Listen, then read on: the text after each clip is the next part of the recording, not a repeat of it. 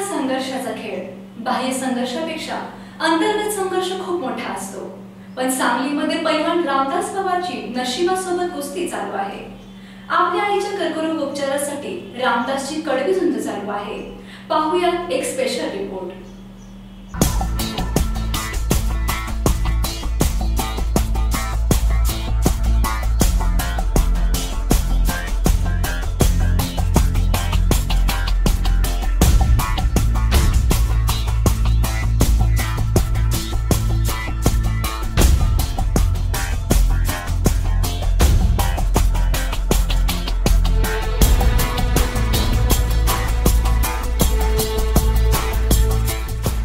लहान वयात इतर मुले जी मस्ती करतात, बागडतात, त्या वयात लंगोट बांधून तालमीत कष्ट सुरू करावे लागते, तर कुठे किशोर वयात त्याची फळे मिळतात असा हा खेळ। मग इतके कष्ट मेहनत करून परत बाह्य संघर्ष सुरू। पण जर या संघर्षाबरोबर नशिबाने अजून काही पुढ्यात ठेवले तर पैलवान व्यायामात लक्ष देणार का, स्वतःचे करिअर पाहणार? अशीच एक संघर्षगाथा सांगलीच्या पैलवान रामदास पवारांची सुरू आहे।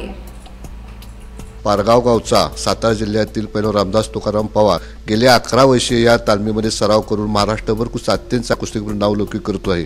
घरची परिस्थिती अत्यंत गरिबीची असून सुद्धा तो आतापर्यंत पैलवान कुस्त्या स्वतः खाऊन पैसे मिळवून कुस्त्या करीत आहे। सध्या त्याची आई कॅन्सरने आजारी आहे, तर आतापर्यंत इथं स्थानिक लेवलला उपचार आहे, पण पुढे उपचार करणे अत्यंत जरुरी आहे त्याच्या आईला मदत करणं।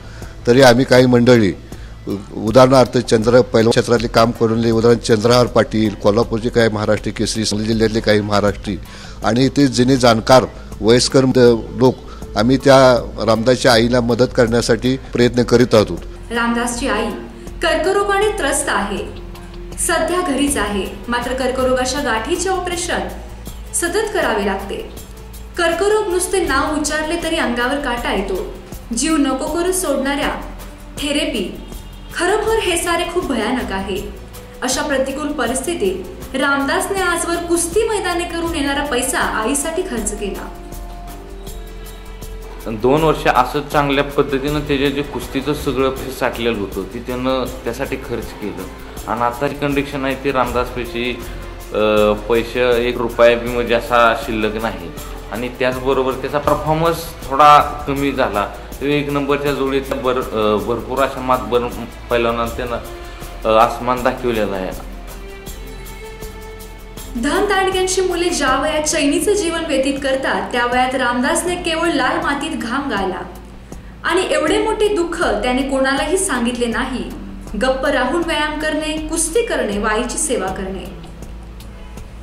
स्वतःला सुशिक्षित म्हणून घेणारा समाज आपल्या आई वडिलांना सांभाळता येत नाही म्हणून मागेल तितके पैसे देऊन त्यांची रवानगी वृद्धाश्रमात करतो, तर आपल्या आईसाठी स्वतःच्या वैयक्तिक सुखाला तिलांजली देऊन तालमीत घाम गाळणाऱ्या व कुस्तीच्या पैशावर आईचा उपचार करणाऱ्या रामदास बद्दल डोळ्याचा कडा नक्की ओलावतो। रामदास तुकाराम पवार, गाव पारगाव, तालुका खटाव, जिल्हा सातारा। भोसले शाळेत सराव करतोय 12 वर्ष झालं आणि संभाजी सावर्डेकर माझे वस्ताद आणि शहाजीनाना पवार आणि सर्व पैलवान मित्रमंडळी 3 वर्ष झाले मग आईला त्रास आहे आणि आईलाही गाठ उठलेली, मग गाठीचं ऑपरेशन करून त्याचं सांगितलं असं कॅन्सर असा सांगितलं।